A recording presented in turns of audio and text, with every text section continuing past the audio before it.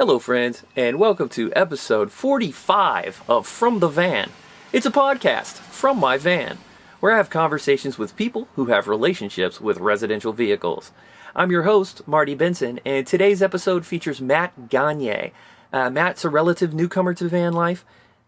He's a professional wind tunneler, I think that's a way to say that. And he and I are actually very similar because he holds a Guinness World Record and I've held a Guinness. We had a really good conversation about his sort of transformation following a very serious set of injuries sustained in a car crash out in the Middle East a few years ago. And sort of what the revelations that have happened as a result of that. Super interesting guy to talk to. His story is gnarly and certainly worth hearing. And the fact that he's bounced back so hard is really crazy inspiring.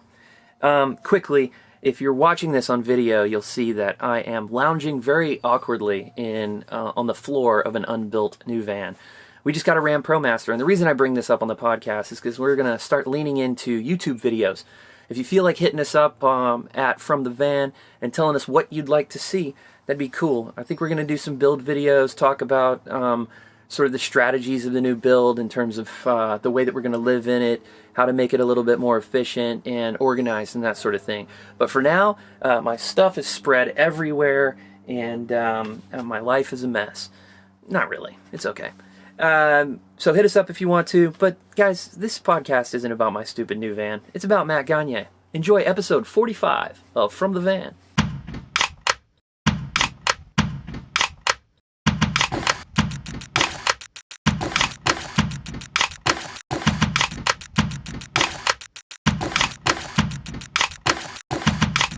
Cheers. Cheers. Welcome to the podcast, Matt. I think we're recording. Yeah. Where are you from? I'm from Massachusetts originally. Mm-hmm. Oh, excuse me. It's good beer. Mm-hmm. The old standby. What part of Massachusetts? Central Mass. Okay. A town called Leominster. It's like an hour outside of Boston. Okay. Yeah. Awesome. And you're in California now for how long? I've been in San Diego Southern California for like 3.5 years now. Okay. I've been roughing it out of my van for about 6 months. Just 6 months? Yeah. Okay. And you're in a Sprinter. You're in a 144, right? Yes. Completely unbuilt. Completely unbuilt. Yeah. There's a solar panel on top. Okay. Not wired or anything. But it's not hooked to anything. That's the trick. We're doing a new van right now. And I'm like, I need to spend $900 on solar right now. And I'm not even going to buy a battery yet. But I can't insulate the roof until I put the holes in it. It's a vicious cycle. It's crazy, right? There's like a million things going on at once. Yeah, so, it can be overwhelming. Why are you in the van? What were you doing before? I'm in the van by choice. Okay. I was very attracted to the lifestyle. Mm-hmm. I was a pro wind tunnel flyer, skydiver for like 10 years. Whoa. Okay. Broke my neck in 2014. Skydiving? No, car accident. Fuck. I was a passenger. It's always a passenger car in a car accident. Yeah. I was living in Dubai at the time. Okay. And I had been there 2 years, broke my neck. Long story. I ended up staying there about another 2 years. No, I want to hear the story. So, plece. I came here in 2016. We can do this for 2 hours if you want. I want to hear the whole fucking thing. I can be long-winded. Okay. So. No, tell me. So what do you want to know? you broke your neck. Yeah. In a car crash. Yeah, I guess I could. Well, there's one. So they tried to go through the front. Yeah. I guess we could spin around with the chair. Yeah. So. Holy shit, dude. The back. Broke my neck in 10 places. Internally decapitated, C5 and C6 level. I have a cervical cage in my spine till this day. It will never come out. So. What does that mean? Plates, screws, rods, all kind of right here in the middle of my neck. So kind of slows down the skydiving career a little bit. Yeah. Do you still do it at all? I do. Thankfully, not nearly as frequently as I used to. Right. But I still skydive. I still fly in the wind tunnel. Okay. So yeah, I love it. Crazy, man. You're doing all this like hyper dangerous stuff, and it's always the car that gets you, man. Yeah, man. It was like total. Funny enough, like I was a passenger in the car, so it's like I didn't really have control. What seat were you in? A passenger seat. The passenger it was just seat me up front. and the driver. Okay. Yeah. We were actually, so this was So this was 4 days. I was living in Dubai for 2 years, like I said. This was 4 days before I was actually slated to leave for good, because I was actually being recruited by a skydiving team. Okay. They're called now SDC Core. They're still the world and national champions to this day. 4 days before I was going to training camp with that team, we got in a car accident in the desert of Abu Dhabi, headed back to Dubai. And I was in Abu Dhabi. It was like a celebratory day because I was days away from leaving. Right. I used to train a lot of military guys, like DOD, Navy SEALs. They took us on a range day. We were like shooting guns and all that fun stuff. And like on the way back, that's when the car accident happened. It was like poorly lit road, desert road in Abu Dhabi. Like it was right after Ramadan, which is like right after. It was Eid right after Ramadan. So it took like an hour for the ambulance to get there to even find us. And you're like technically decapitated at this I was point? legit. Yeah, it was a full. Now surgeons told me it was a full full internal sublocks. So it was like a full internal decapitation. I have stretch marks on my spinal cord to this day. That is crazy, man. Yeah. But you're fit as hell. You're like, you made a pretty full recovery, huh? Yeah. Oh, dude. Like, I mean, there's a saying like, just because the weight's heavy just because you carry the weight well doesn't mean it's not heavy. Right. Like every day for me is PT. Right. And I do deal with a lot of like chronic daily pain and discomfort, literally like discomfort, because like my skeleton is, is a foreign object in there. But I deal with it. Right. A lot of different ways. Dang, dude. You like need to stay fit. Then basically is what it's the a good deal motivation. Is, right? Like for me, it was like initially it was just to get back to skydiving. Yeah. That was kind of like the carrot I dangled in front of myself psychologically. And I just did anything and everything within my power to heal, to influence my body to heal. Wild. Can I ask you how old you are? 32. Okay. I'm about to be 33. February's a couple weeks. Nice. Happy birthday. Thank you. So you were already traveling a whole lot. What does a professional skydiver do? Were you in contests and stuff like that? And so you're training military. So I was a professional wind tunnel flyer. Okay. My expertise was in training in vertical wind tunnels that actually simulate free fall. Yeah. I was also a licensed skydiver. Okay. The wind tunnel is used as like a training tool because you have to be very precise with maneuvering. Because the walls. The wall. Yeah, okay. They're the best teacher of all. So I was a coach in the wind tunnel, and then I would coach in skydiving as well, one-on-one and group coaching. Okay. It wasn't until actually after I broke my neck that I got my skydiving licenses to be able to teach someone to be a skydiver and to actually take tandems like passengers. But I do that as well now. Crazy. How did you get into that stuff? Crazy, man. Like I never thought I would ever. Like skydiving for me growing up was never like a dream. It wasn't ever an aspiration. My brother had gotten me a 4-minute gift card when I was like 19 years old for Christmas. To one of the tunnels. Okay. And that just like sparked the flame, and like 6 months later I was working in the wind tunnel. Crazy. So it was like funny how, one thing just leads to the next. When was that? How long ago was that? That was 2007. Okay. Yeah, 2007. Ago, So you were a kid then. Did, yeah. I grew my whole life. I have thousands of hours in wind tunnels and in the sky. Nuts. I've got a little over 2,000 jumps in the sky. And you have I did see this on your Instagram. You have a world record, right? Yep. That was in the wind tunnel. Yeah. I have the most amount of forward somersaults, front flips, in a wind tunnel in 1 minute. Oh, so you're just spinning like a top, just over and over and over and over. Crazy. So, that's not nauseating. Dude, the world was spinning for like 10 minutes. I'm sure it was. So, yeah. Really? But you got to be like really keep control. Because what's the size of I don't know. I've never skydived or been in a wind tunnel. I've never been next to one or anything. How wide is it? It's a very good thought process, actually. Like I started, my first wind tunnel I ever trained in was a 12-foot tunnel. Okay. The tunnel that I did the record in was actually 16-foot. Okay. But it was actually an advantage learning in the smaller tunnel because I got really precise. And when you're spinning like in a 16-foot tunnel, those extra 4 feet allow you to drift a little bit or whatever. That was the thing. It was trying to do as many in place as possible. Right. It wasn't like a huck and hope. You have to really fly through the entire transit. You're managing it the whole time. The whole time. It's even like through the stick your hand out of the car window on the highway and do this. your whole body's controlling itself in the bottled hurricane. Have you ever done any like squirrel shooting or any of that? Only time is actually in a wind tunnel. Okay. I sponsor my buddy. I bought him a wingsuit through my CBD company. Okay. And he rocks it. And like we've got 3D footage of him in Italy, Mount Brento, like 3, 2, 1, just jumping off cliffs. Jeez, Dubai, Chicago, like all over the place. Yeah, that stuff is terrifying. I've got a buddy who just had a kid. And I think they have an arrangement where he doesn't do that anymore now because it's so dangerous, right?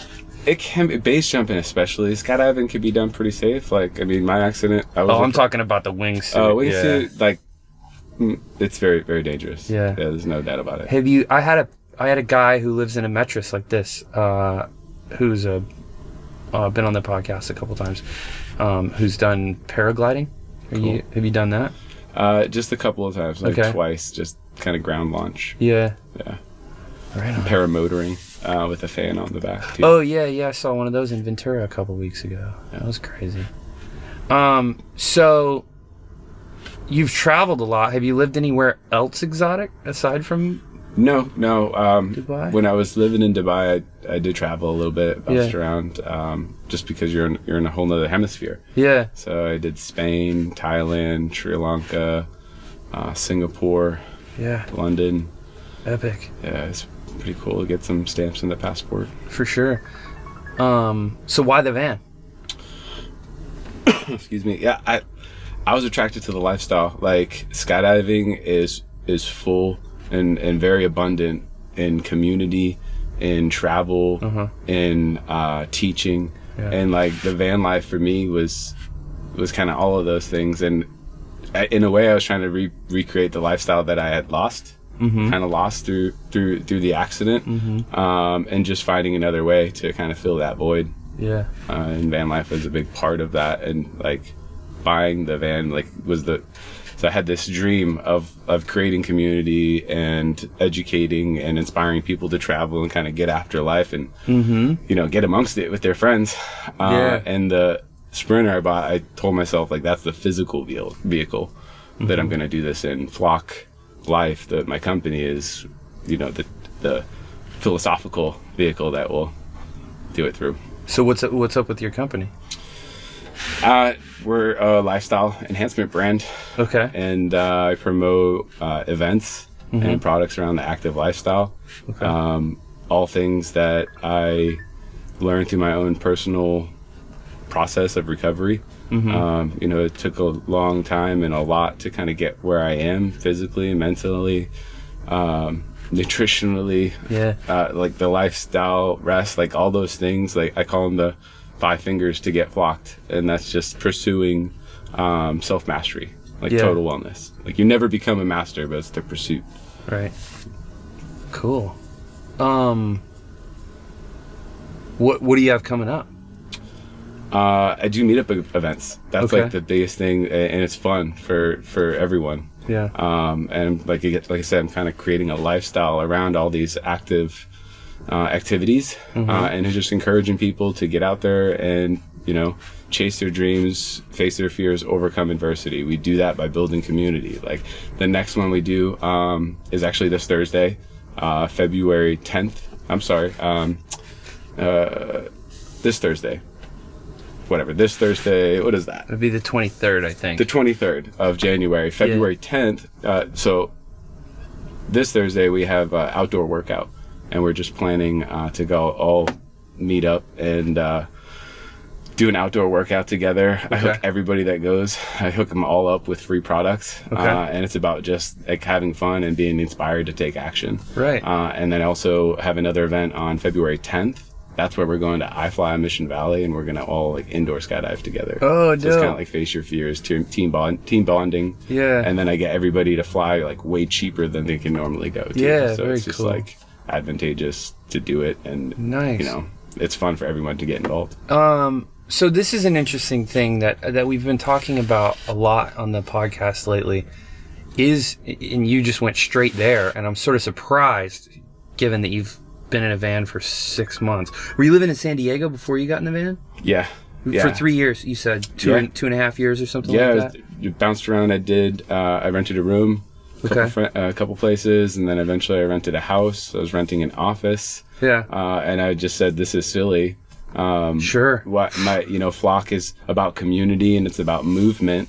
I need to be in. I was a big part of it. Like I needed to be in a sprinter in order to like execute my goal. Like, so the thing I was going to ask is like you're immediately talking about community, and I guess for me, before I moved into the van, I saw the stuff on the internet, the tutorials and stuff that I used to like figure out how to build the van, but we've been talking about community on a bunch of episodes of the podcast recently, but I didn't know that was such a thing before I moved into the van. And then you start to like meet people. Did you know that?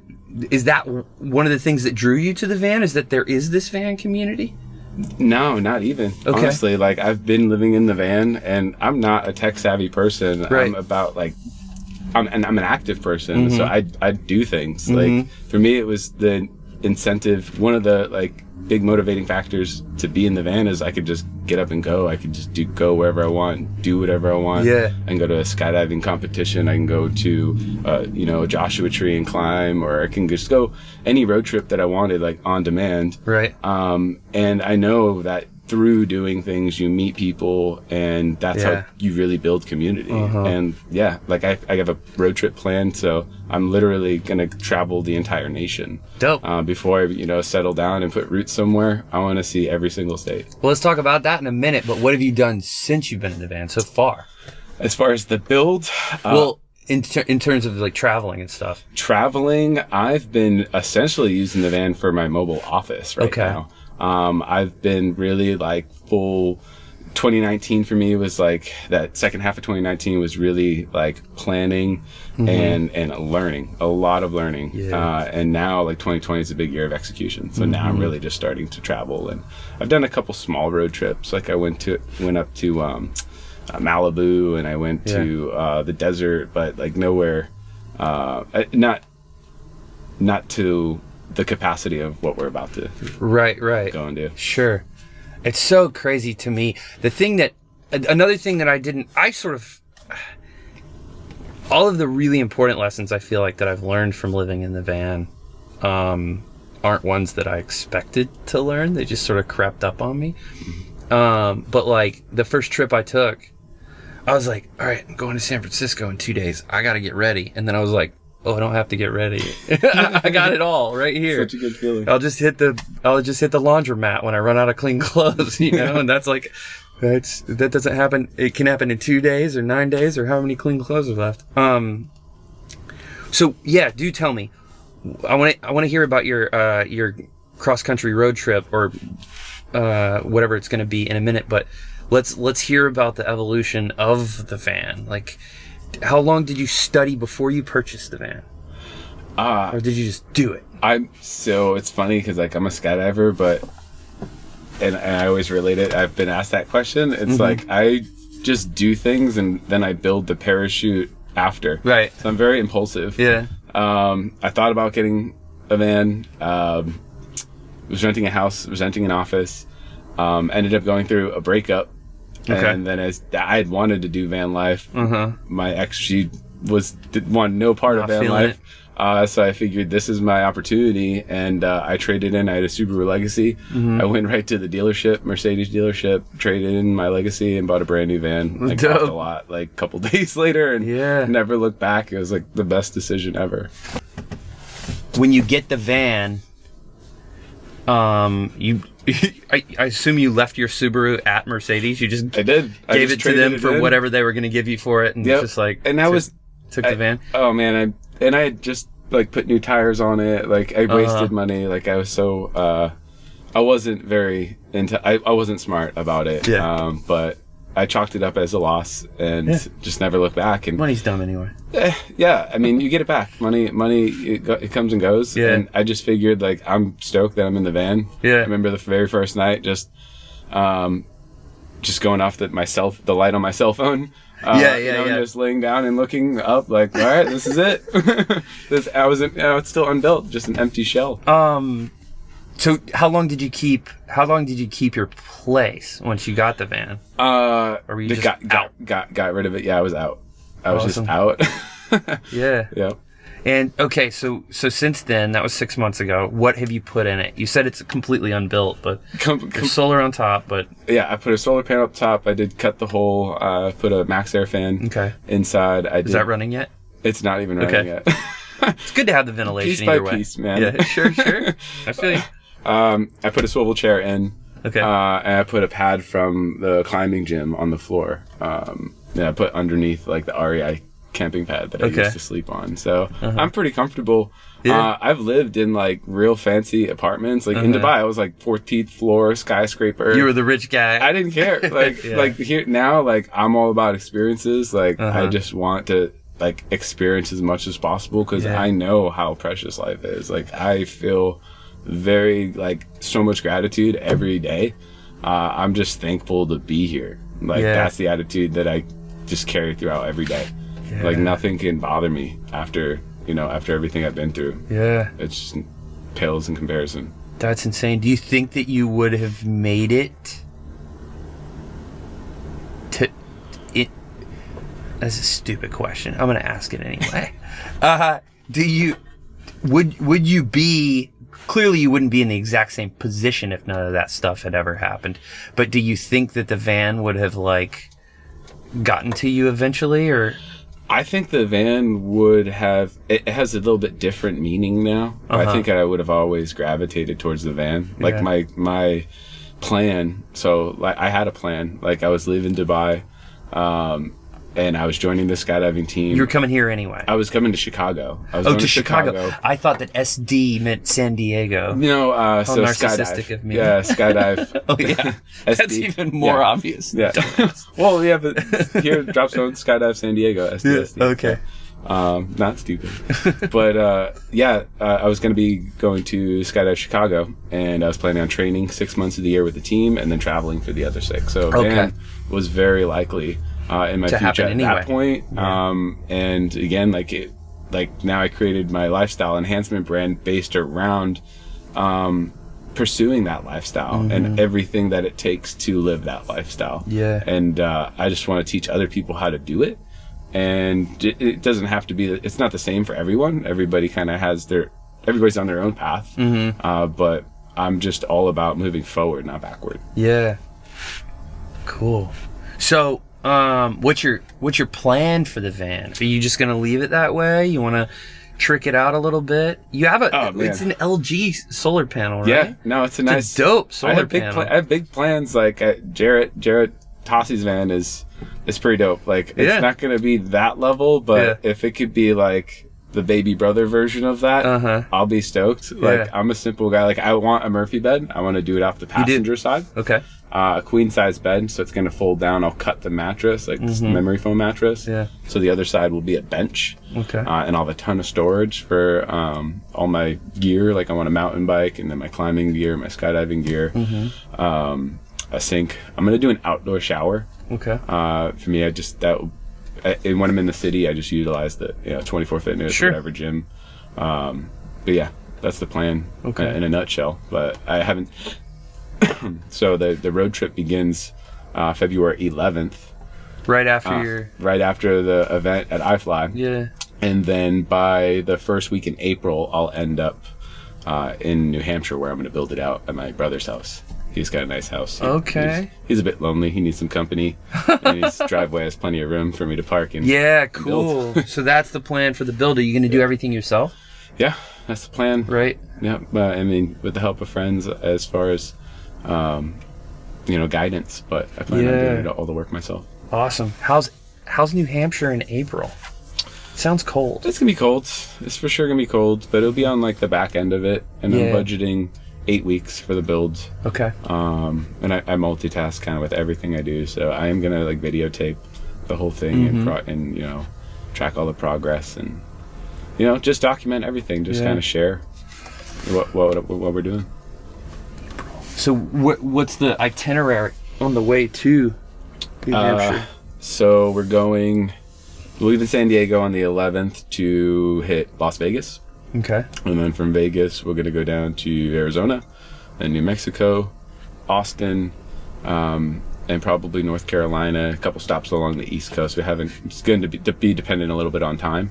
Mm-hmm. So I'm kind of waiting on confirmations for the rest of the trip. Yeah. But those are the for sure. What's your program along the way? I'm going to do meetup events the whole way. Yeah. How are you organizing those?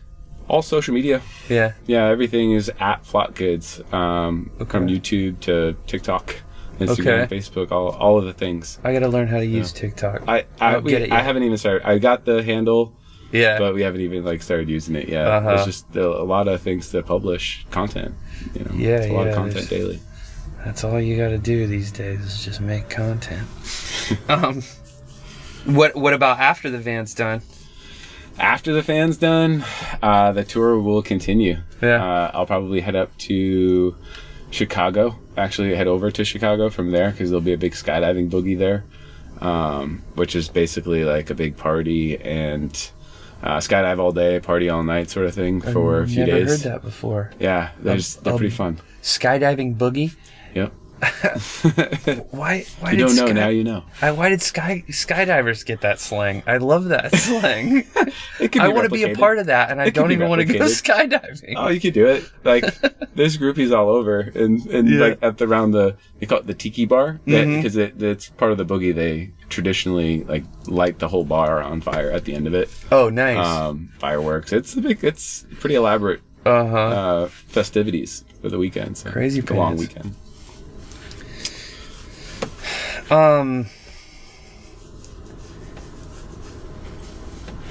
Do you see yourself coming back to San Diego, or are you just gonna sort of float around?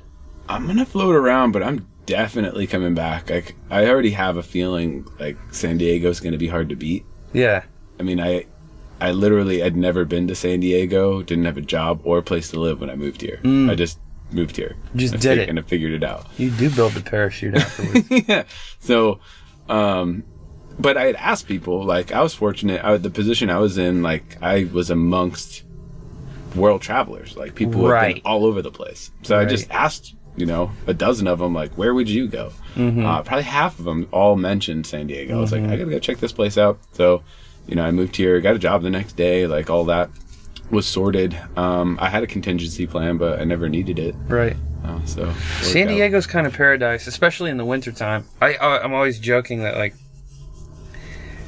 and it totally makes sense, but I don't even have to look for people to interview for the podcast during the winter. Yeah. Because everywhere else in the United States sucks right now. Yeah. And so all of the van people are here in November, December, January, February, just because New Hampshire's terrible right now, especially if you're in a van. Yeah, I'm a little worried about my solar panel. If it is snowed on, should be fine, I would imagine, right? Yeah, man, they put them on houses and stuff. That's it's hailed. We've been in hail in the van. Yeah, yeah. That's and yours is a residential solar panel, so it's probably even stronger. Yeah. Than these little ones that we have. It's a beast. I would assume. Yeah, Josh at Overland hooked it up. Got it for you? Yeah. I went on the LG website after Jared told me about your panel, and they were you can only use the website that I saw. It was you can only use these for residential purposes. It voids the warranty otherwise. And I'm what does that mean? It's supposed to be one of the most efficient panels out. Because it's the multi-surfaced, right? Yeah. It gets the stuff from the bottom as well. Yeah, it's super efficient. Yeah. I don't get it, but I like it. I don't know. Yeah, I don't know the science too much behind it. But yeah. Are you prepared to do your electrical? Have you been studying that stuff? That's what makes me the most nervous. It's such a mind fuck. Yeah. Because I'm not. I just don't want to blow anything up or burn anything out. Yeah. That's really expensive to replace. Right. So, yeah. But yeah. You can do it as long as you pay attention. Yeah. I'm excited. I'm not scared this time. The first time I put my all of my electrical in a place where real estate is very valuable, because I thought I was going to be tinkering with it and fixing it the whole time. Yeah. And it works perfectly, and now I wish I had that for clothes and it was up under my bed, But now you're doing a second van, right? So Yeah. Do you know where you're going to put it? Oh yeah, it's going up. It's going up in a real hard to reach nook or something like that. And hopefully it works again. Yeah, probably put it in my garage. We're gonna do a lateral permanent bed because we got the Dodge ProMaster that's like super wide. Yeah. And we're both pretty short people, so we'll be able to sleep laterally in it. And then nice. The solar will be tucked up in the garage where like there'll be bikes and stuff that you can get to it, but I don't anticipate needing too much. So yeah, everything in arm's reach will be clothes, beer, and technology instead. Necessities. Yeah, the necessities in the 21st century lifestyle. I'm jealous you guys have the horizontal way of laying. That's the only thing with the Sprinter. But I'm hoping with a little narrower. Yeah, that's why I'm kind of doing that's why I'm doing it on the side. And I'm hoping I can. Like, obviously, the drainage from the streets. Like, I'm hoping I can adjust the angle to be able to make it flat. Ooh. Because I'm definitely running into that problem a lot in my current situation. I find... Well, you've been in there 6 months is a while. Yeah. It's so interesting to me, the adaptability, the malleability of people. You know, so many people like your ex, Colette, who loves living in this van with me, unless she's lying to me. So many people are resistant to this idea. But if you accept it and you let yourself try it, I find that like we slept 5 nights in Manhattan in the fall, and like garbage trucks, the little slant tilt, whatever it is, that shit doesn't bother me anymore. Like, Spin scared the hell out of me. He was like dreaming and tapping on the door one night, and I was like, there's some meth head about to axe murder me outside. And now that shit just doesn't bother me. And like sleeping on a little bit of an incline or a decline or sideways or whatever, because we're sleeping long ways in this van, and so that stuff doesn't bother me anymore. No, you acclimate so well. It's so weird, right? It's amazing how little we need. That's one of the things I love most about being in the van, is just it's giving me such clarity and not having clutter. Like I told you, I was like renting a house, I was renting an office, I was going back and forth, commuting, I had all these things. I literally sold everything and just got away. And just being organized and having everything basically within arm's reach. It's so liberating, dude. And you just don't need a whole lot. And like I haven't had cable anyways in like 8 years. Yeah, like, sure. I don't watch TV other than like occasional movie just to relax. But like you don't need a lot of stuff. Like it's amazing how little you need. Like if you can have somewhere to sleep, have somewhere to brush your teeth. There's plenty of places to shower, at least here in San Diego. Sure.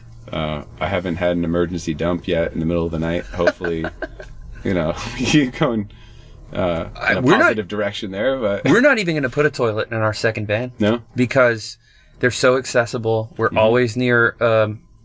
We're always near a gym or a public restroom, and so it's just not been an issue for us. People ask that question all the time, and it's like, no, this isn't the interesting thing about van life, dude. Yeah. You do learn to appreciate the nice like public facilities.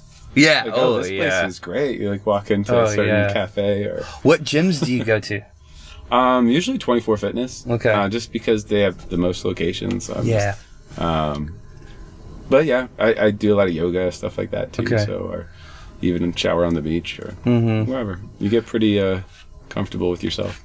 Yeah. At first I was like, I don't know about doing dishes down in the Moonlight Beach bathroom, and then I was like, fuck this. Like, they got 4 sinks, man. That's more people don't need to wash their hands 4 at a time. We have less of a carbon footprint.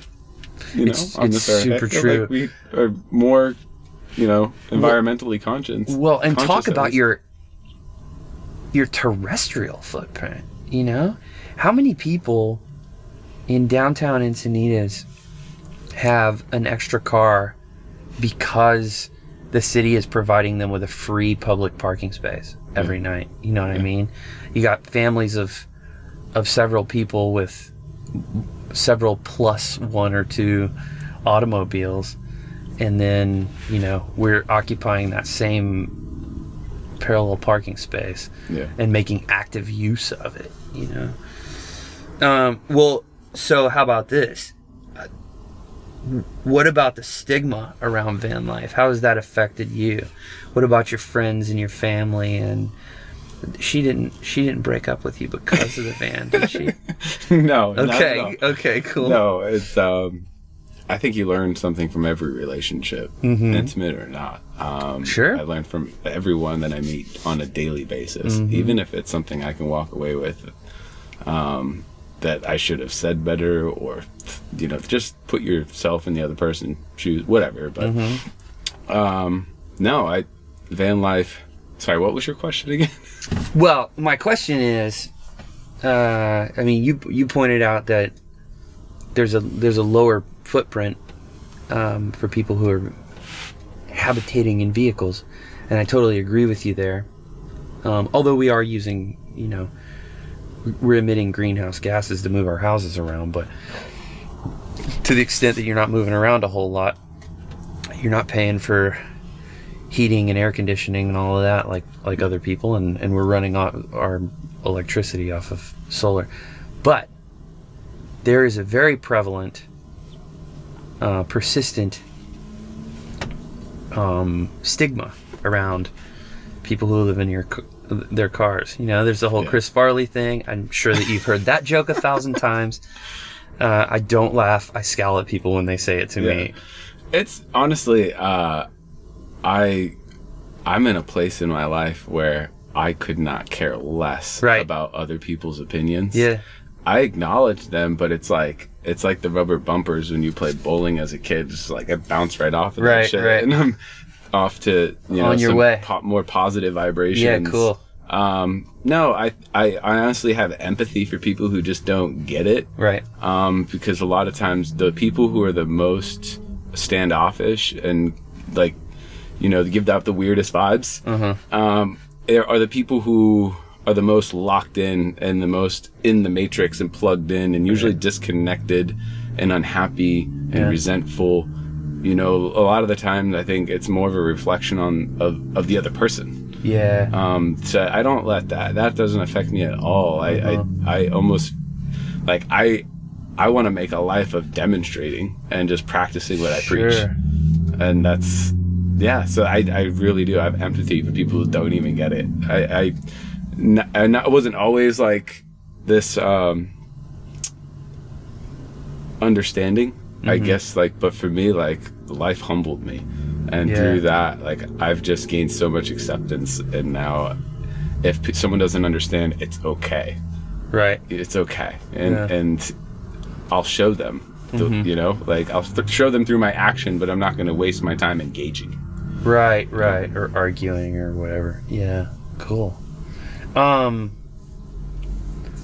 What was your recovery like? What is your recovery like from that whole thing? Dude, I literally are you unconscious for a while? I just for a very, very brief time, just on impact. I remember everything in the accident very, very vividly. We drifted around a corner doing 90 miles an hour, dropped off a sand embankment, launched off a sand dune, landed on the roof, and that's when it went black. I woke up buried in the sand, upside down, trying to yell, but my vocal cords were shut down because your spine shuts everything down in a trauma. Right. Meanwhile, the guys that we were racing with, our coworkers who the driver passed, they came to our rescue. So a friend of mine who is my manager also at the facility I worked at was unburying my head in the sand, but soft desert sand, so it was just pouring right back in the hole. Unbuckled my seatbelt, pulled me out, hour for the ambulance to get there. Holy shit. Yeah, dude. And it was it's just, sorry, I get so spaced because there's just so many components to it and layers that what were you asking me again exactly? No, shit, I don't even know. My question was, what's what does recovering from something like this look like? So it's just, and then I was curious if you were in a coma or whatnot. But it started from that point. Like literally from that point, the first part of recovery was acceptance.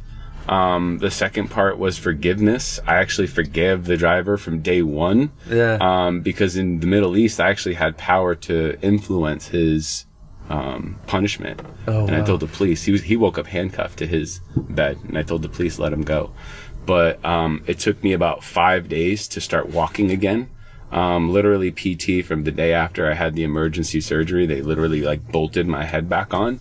And then the 5th day I was able to stand up, and like 6th day I stood up and actually took a couple steps.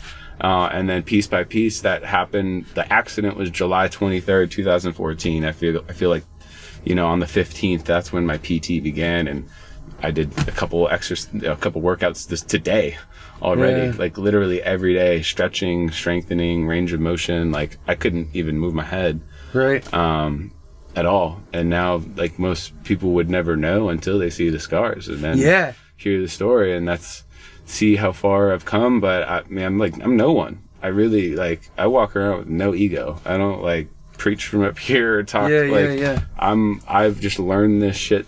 I've learned this like path because I had to take back my life. So yeah, PT is like every single day. Wow. God, I've got so many freaking questions. What is this is the most daft and imbecilic and least interesting of them. What does the gadget that holds your head on look like? What is it made of, dude? You gotta check out. You called it a cage. Check out. You'll have to put my Instagram handle right here. Okay. Because I have a picture of it. It's cervical cage. I have a plate in the front. It's got 4 screws. Plate in the back with 4 screws, and there's 4 rods that hold those two just around plates your spine together. C5 and C6 level. Damn. My stretch cord has stretch marks on it to this day. Yeah. You look at it on a CAT scan. So. Wow. It was. I was just super lucky, and that's why I feel compelled to like share what I've learned through this whole journey, through this whole process, because it's like I don't take any pain pills, and I did. Like I wasn't always who I am. Like I was a juvenile delinquent. I wasn't like always the man I am today. Right. Like, and when I got hurt, I mean, it was kind of a blessing, and I'm not very religious or anything, but it was kind of like a blessing in disguise that my injury happened in Dubai. They have an entirely different approach when it comes to pain medication. I never once got morphine or opiates. Here, like day one, I would have been on a morphine drip. Yeah. Loving life, you know, happy, because I was opiate high, and like it feels great. Opiates are amazing, but as a long-term solution, I knew like I didn't want to destroy my liver, my kidneys. Like I didn't want to just like spiral downhill. And I knew with like my past, if I started on that road, it would have been a slippery slope. So I just made my mind up like, no, like I'm going holistic. I'm gonna do everything everything else that I can to help alleviate and mitigate pain and all that inflammation. Beers. Alcohol is bad for inflammation, but good for muscle relaxation. So like 2 beers can actually be a good muscle relaxant. Like doctors have told me this, better than taking, some sort of muscle relaxer. Okay. But everything in moderation. But I prefer using alternative solutions rather than just like taking a pill or just going off the first thing that the doctor recommends, because usually it's, in my opinion, not the right thing. As far as like rehabilitation. Okay. Well, so I'm feeling very small for being stressed out about stuff because it's clearly not worthy. No, not at all. I don't want you to get that feeling at all. Because, no, I'm not like, putting that on you. I'm just saying. Like, I had no choice other than to just deal with the cards. Like, and I feel very fortunate and lucky that I had like the circle and support system around me to help. Like I didn't like. No one can help you but you. Like you can have help, but you have to get up and like, what are you going to do to help yourself at the same time? But I was very fortunate to have like positive reinforcement and people that inspired me to take action and do it. So, what I'm hearing from you is that all of this has really motivated you to sort of help other people take hold of their own empowerment and joy, whatever that is. Exactly. So here's my question, is that like, apart from that, aside from that, these days, and like clearly you still endure some unusual, physical complications and stuff that you constantly need to manage. But like, what stresses you out now? Now that you have this perspective of, I literally got decapitated, I certainly almost died, all of that bullshit that was stressing me out my whole life doesn't matter, and all of this other stuff is so much more precious. You've been through that gauntlet, and I haven't. What stresses you out and gets you riled up these days? Or what stresses you out or gets you riled up these days? What do you care about in addition to helping people live hard? Most people don't know how much I've dealt with severe anxiety my entire life. Okay. In high school, some days I'd walk around the halls not wanting to sit at a certain lunch table, not knowing who to sit with. Yeah. I had severe anxiety jumping out of planes. I was terrified, the first 50 times, and you get a little bit more comfortable with it. And that's the thing. That's what I learned through skydiving. Like, if you get anxiety, if you're uncomfortable, you need to run towards that shit, right? Not away. You need to face it. And that's, for me, in my opinion, like, sometimes I can come off harsh, but that's what I believe, because that's what I know. That's my truth. That's what I know to be true. So now, it honestly was the hardest thing. It was harder for me to get online and do my very first like Facebook Live than it was to jump out of an airplane. Like that's how terrifying it was. And now it's like putting myself out there and the fear of like not being accepted, but finally getting to the point where it's okay, right? Like some people will flock with me, some people won't, some people will be haters, some people will be like, keep doing what you're doing. So I'm like I told you, like I don't engage with the negative, because I'm just past that. Like, it takes so much energy for me to use mindfulness and gratitude to help mitigate pain daily, that if I was to use more energy on engaging with negativity, I would be miserable. So that's why I can just dismiss that stuff. I used to get road rage. Now, like, I'm in the van, 65 on the highway, I don't speed, like, partly because I'm already home. Like, what's the hurry? Yeah. But also, like, if somebody wants to cut me, like, the only time I get upset if I'm driving on the road is if somebody does something that's blatantly dangerous. Right. Because that's, like, dear to my heart. I'm like, why would you do that?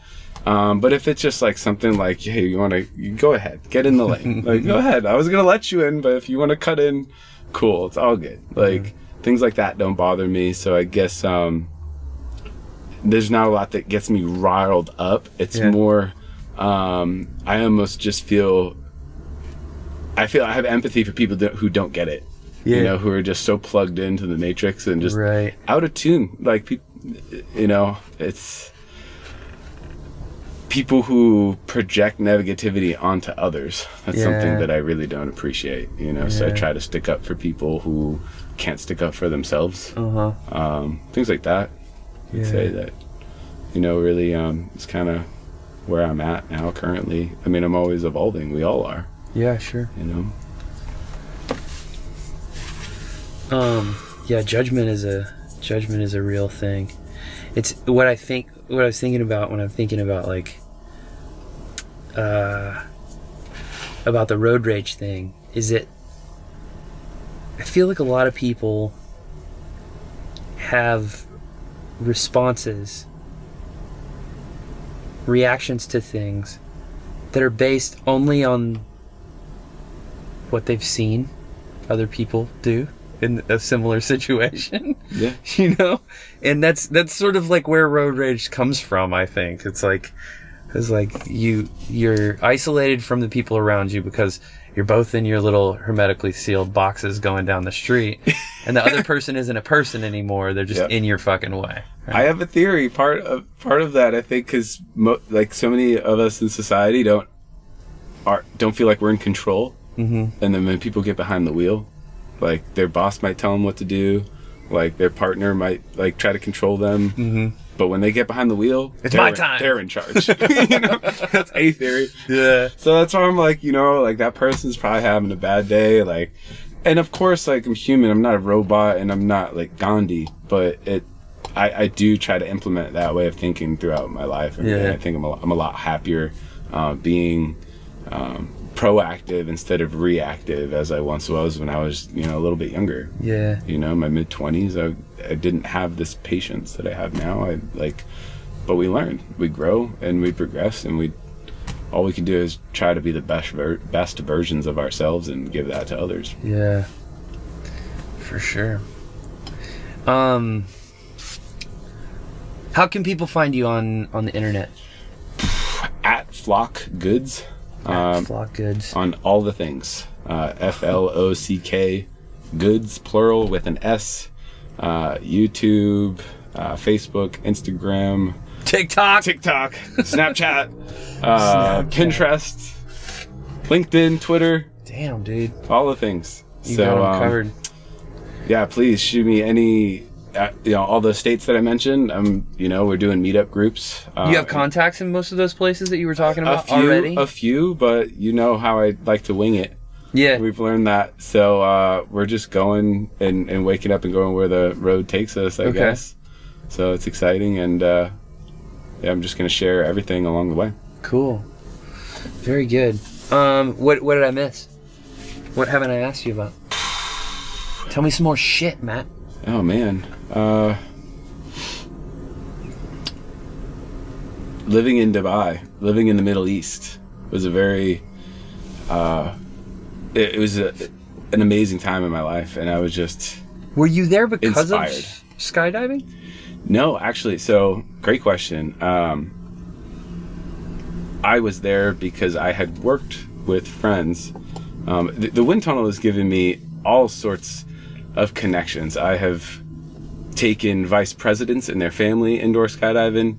Vice President Al Gore took indoor skydiving, him and his family, multiple times. Will Smith, Tyrese, Jaden and Trey Smith, young Will Smith's sons. Yeah. All sorts of people, walks of life. The wind tunnel was kind of like my vehicle to do so. Yeah. So living in Dubai was an incredible experience. I was so fortunate because I got to meet and experience people from all walks of life, from all over the world, different cultures, races, ethnicities, languages, religions, all of it. And just at the end of the day, all the places I've traveled to, all the countries and like stamps I have in my passport, at the end of the day, people are just people. Yeah. And I want others to just experience that for themselves. And I was inspired by skydivers because I looked up to skydivers. Like I started working indoor skydiving before I ever did the real thing.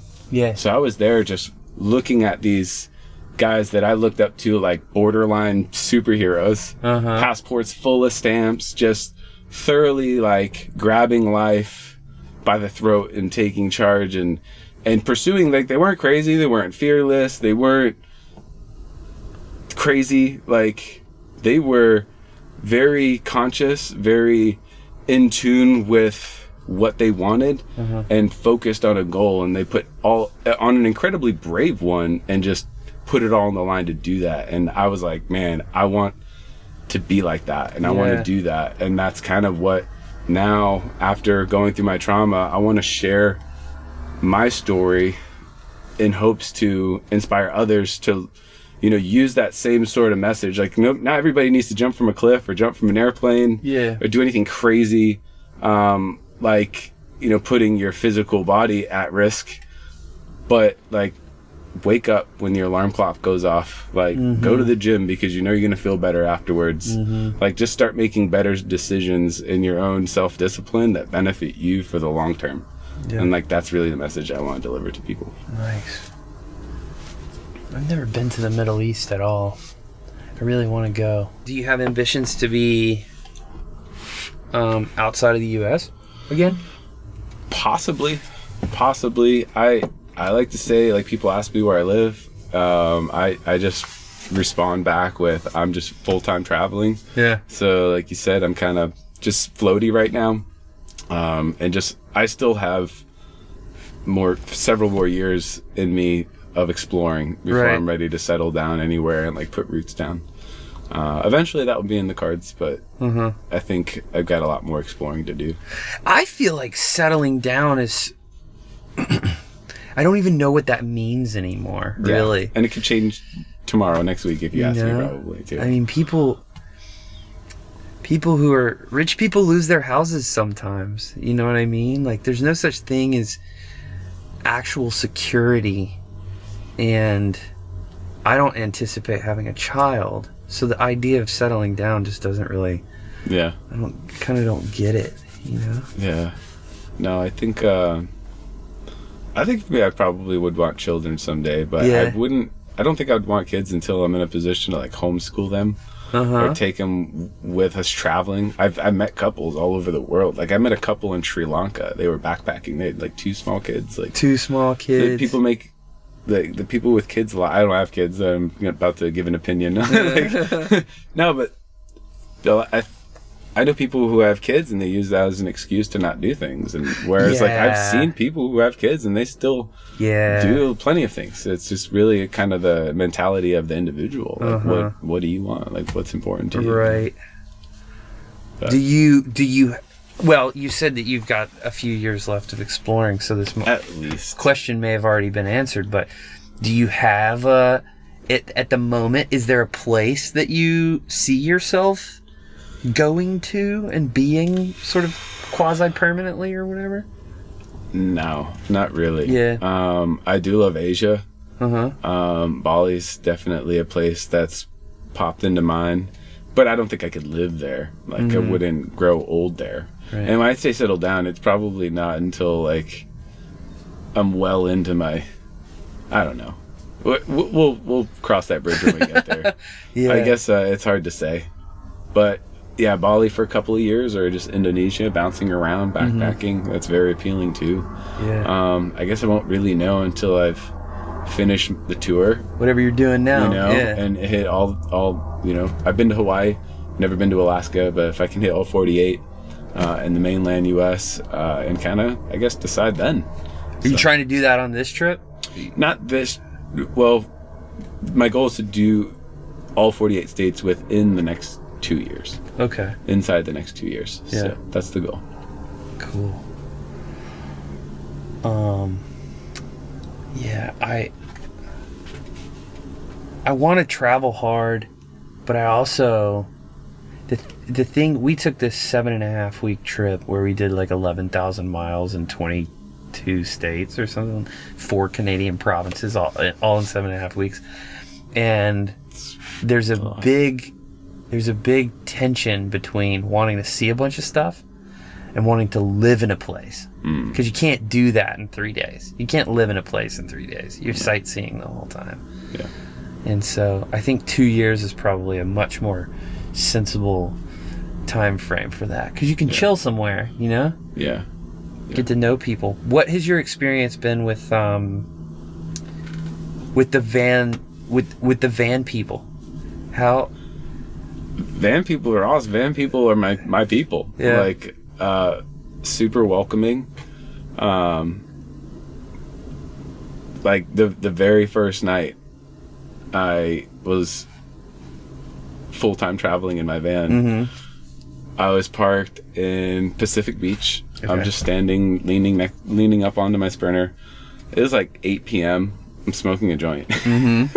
And like a pretty girl walks by and she's like, "Hey, do you want to go to a bonfire?" Because she had just parked her van like behind my van. Yeah.